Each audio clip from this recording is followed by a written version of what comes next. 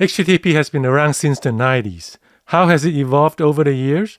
What is the latest development? Let's take a look.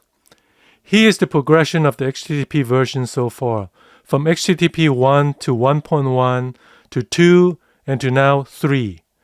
Let's look at each one more closely. HTTP 1 came out in 1996. It is built on top of TCP. Every request to the same server requires a separate TCP connection. HTTP 1.1 soon followed in 1997. It introduced a keep alive mechanism so a connection could be reused for more than a single request.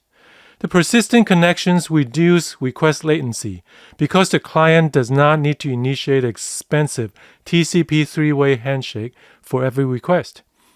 It's worthwhile to note that HTTP 1.1 also added HTTP pipelining. This in theory allows the client to send multiple requests before waiting for each response. The response must be received in the same order as the requests. It was tricky to implement correctly, and many proxy servers in between did not handle pipelining properly. Its support was eventually removed from many web browsers.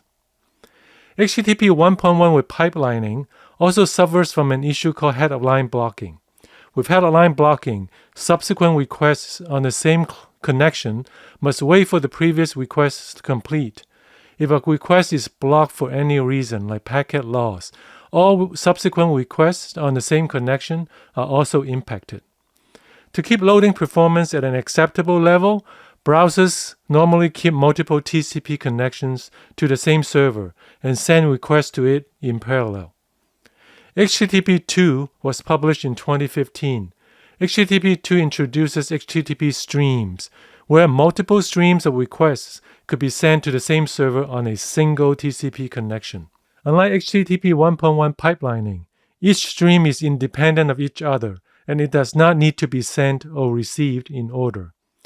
HTTP 2 solves the head-of-line blocking issue at the application layer, but the issue still exists in the transport layer with TCP.